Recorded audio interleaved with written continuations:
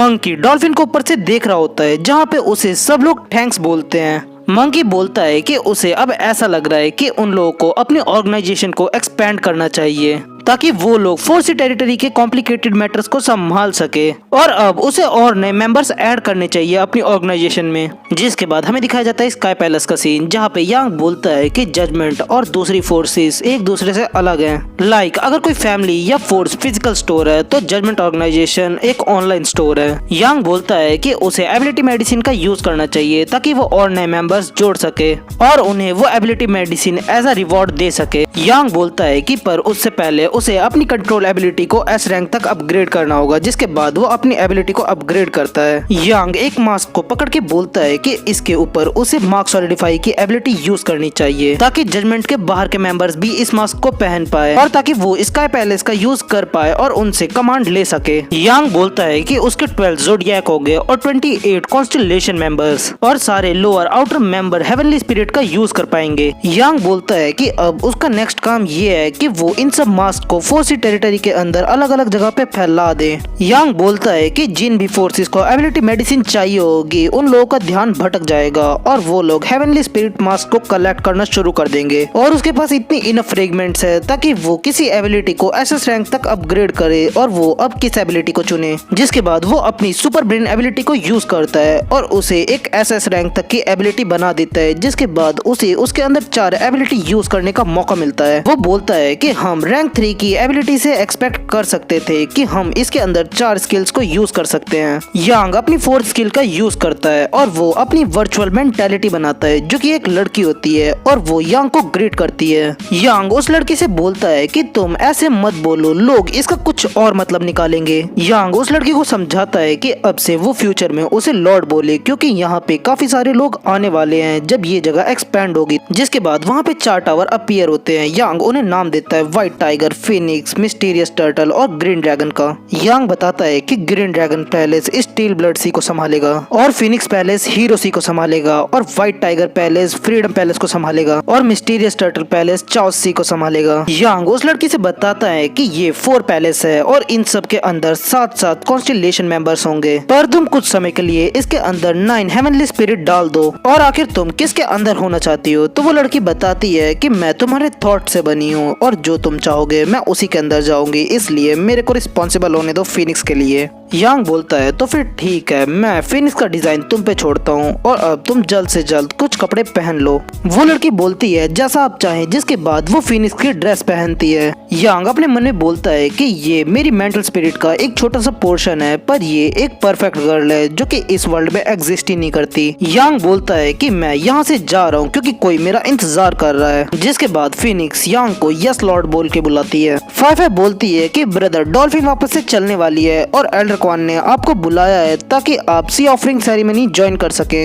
यांग बोलता है कि सी ऑफरिंग सेरेमनी फाइफा उसका हाथ पकड़ के ले जाती है उसे और वो बोलती है कि ये काफी ज्यादा ऑसम साउंड कर रहा है। एल्डर क्वान बोलता है कि ब्रदर यांग जल्दी से यहाँ पे आ पाओ क्योंकि सिर्फ आप ही मिसिंग थे यहाँ पे। उन लोगों का कैप्टन बोलता है कि सी ऑफरिंग सेरेमनी स्टार्ट की जाए, जिसके बाद वहाँ पे सभी लोग प्रे करने लगते हैं। यांग बोलता है कि ये लोग यहाँ पे आखिर ये लोग यहाँ पे क्या कर रहे हैं और हम लोग देखते हैं कि वो और कोई नहीं लियो और लीकाई होते हैं। लियो बोलता है कि वो स्पेशली उन लोगों से मिलने के लिए यहाँ पे आया है। एल्डर क्वान लियो को थैंक्स बोलता है उस दिन के लिए। तो लियो बोलता है कि बाइलो यूनियन हमेशा मॉन्स्टर्स से लड़ने के लिए तैयार रहेगी। लियो बताता है कि ये मेरी बेटी है और ये आप लोगों के संग रहना चाहती है। तो यांग और एल्डर क्वान ये सुनकर शॉक में रहते हैं। यांग बोलता है कि आखिर ये लोग मेरी तरफ क्यों देख रहे हैं और आखिर क्यों ये फिर से अपने डैड का टूल बन गई है। लीकाई उन लोग को ग्रीट करती है और वो बोलती है कि आप लोग मेरा ख्याल रखना। तो यांग बोलता है कि पर उसे इस बार ऐसा लग रहा है कि वो ये सब अपने आप कर रही है। यांग बोलता है कि उसका अब्रॉड में स्वागत है।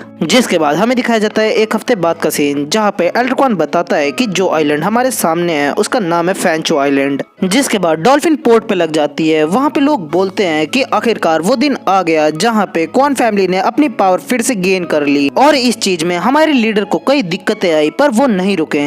एल्डर क्वान बोलता है कि आप लोगों को वेट कराने के लिए सॉरी और हम लोगों ने जजमेंट ऑर्गेनाइजेशन ऑर्गेनाइजेशन के संग काम किया ताकि हम लोग अपनी पावर दोबारा रिगेन कर सकें। और ये बात सुन के क्वान और रोंग रोने लगते हैं। जिसके बाद सीन शिफ्ट होता है, हमें दिखाया जाता है क्वान फैमिली के मेंशन का सीन, जहाँ पे एल्डर क्वान और यांग बात कर रहे होते हैं। यांग एल्डर क्वान से बताता है कि फैनहाई आइलैंड पे उनके ऑर्गेनाइजेशन से कोई आने वाला है, क्योंकि जजमेंट अपना पहला स्टेप चलने वाला है। एल्डर क्वान बोलता है कि आखिर कौन से लॉर्ड यहाँ पे आने वाले हैं, क्या क्वान फैमिली को किसी चीज की अरेंजमेंट करने की जरूरत है। यांग बताता है कि हाँ, फिनिक्स और ये वो हैं जो जोडियाक की पोजीशन से भी ऊपर है, ये जज की पोजीशन पे हैं और एबिलिटी मेडिसिन सब इन्हीं की क्रिएशन है। और क्वान फैमिली को जरूरत है कुछ मीडिया ढूंढ के एक प्रेस रिलीज करने की, और हम लोग फोर्सी टेरिटरी के लोगों को ये चांस देना चाहते हैं कि ताकि वो और ज्यादा स्ट्रांग बन सके, और हम लोग इस प्लान को कहते हैं Heavenly Spirit plan. Elder Quan Yang को थैंक्स बोलते हैं इस इन्फॉर्मेशन के लिए। वो बोलते हैं कि वो एक ऐसी प्रेस रिलीज करेंगे जो काफी ज्यादा औसम होगी। जिसके बाद हमें दिखाया जाता है व्हाइट टाइगर पैलेस का सीन, जहाँ पे यांग बोलता है कि यहाँ के अरेंजमेंट बुरी तो नहीं है, पर यहाँ का सिस्टम कैसा चल रहा है। फिनिक्स बताती है कि इस जगह पे 3 तरीके के मिशन होंगे, सीक्रेट मिशन, नॉर्मल मिशन और इन्फॉर्मेशन टाइप मिशन। फिनिक्स समझाती है कि नॉर्मल मिशंस में होगा कि टूल्स को डेली मॉन्स्टर्स को मारना होगा और उनके रिसोर्सेज को यहाँ पे लाना होगा, और उन्हें जो उन मॉन्स्टर के रिसोर्स में से एबिलिटी ऑर्ब और जो डार्क एनर्जी मिलेगी, और उस लूट का 10% हम कन्वर्ट करके टूल्स को दे देंगे एज अ पॉइंट्स। यांग बोलता है कि ये सब सुनने में तो काफी ज्यादा बुरा लगता है, तो फिनिक्स बताती है कि जो भी मेरे थॉट्स है वो सब आपके थॉट्स की रिफ्लेक्शन है। यांग फिर खासते हुए बोलता है कि ठीक है, आगे बढ़ो। तो फिनिक्स बताती है कि दूसरे हैं इन्फॉर्मेशन मिशन, उसके अंदर हम लोग इन्फॉर्मेशन के बदले पॉइंट्स देंगे, और तीसरे और लास्ट मिशन, इसके अंदर हम लोग असैसिनेशन, स्पाई और ऐसी चीजें करने के लिए देंगे। और इस तरीके की मिशन की टाइमिंग, लोकेशन तभी मिलेगी जब ये मिशन स्टार्ट होगा, और वो डिटेल्स भी हेवनली मास्क की मदद से ही मिलेगी। यांग बोलता है कि आखिर मास्क डिस्ट्रीब्यूशन प्रोसेस कैसा चल रहा है, क्योंकि वो एक बहुत अच्छा वे है अपनी एबिलिटी मेडिसिन को प्रमोट करने का। फिनिक्स बोलती है कि उन्हें बहुत जल्दी अपना पहला टूल मिल जाएगा। जिसके बाद हमें दिखाया जाता है कैंडी आइलैंड का सीन, जहाँ पे एक बच्चा रो रहा होता है। वो बच्चा बोलता है कि सिस्टर, मैं एक दिन बहुत ज्यादा स्ट्रॉन्ग बनूंगा और आपको डीमन केव से बचा लूंगा। तभी वहाँ बहुत जोर से लाइटनिंग होती है, जिसके बाद उस बच्चे के पास एक हेवनली स्पिरिट का मास्क आके गिरता है। तभी उसमें से बहुत तेज लाइटनिंग होना शुरू हो जाती है, जिसके बाद वो स्काई पैलेस पे टेलीपोर्ट हो जाता है। वो बच्चा बोलता है कि आखिर मैं कहाँ हूँ, क्या मैं मर गया हूँ। यांग बोलता है तो अच्छा, तुम हो फर्स्ट टूल।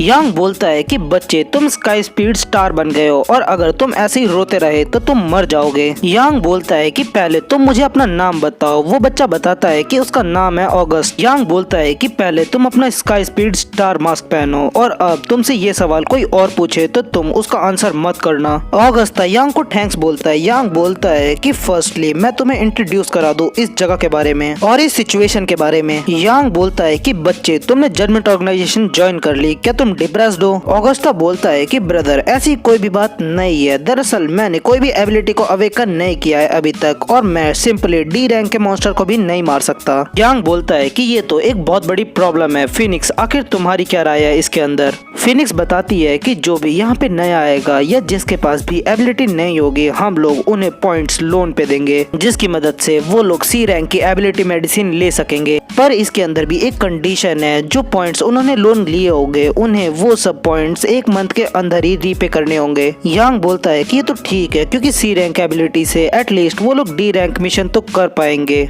और एटलीस्ट उन्हें डेली एक डी रैंक मॉन्स्टर मारना पड़ेगा। यांग फिनिक्स से बोलता है कि ये तो बिल्कुल ऐसा है कि हम लोग उन्हें फोर्स कर रहे हैं फाइट करने के लिए, ये बिल्कुल ही अनरीजनेबल है।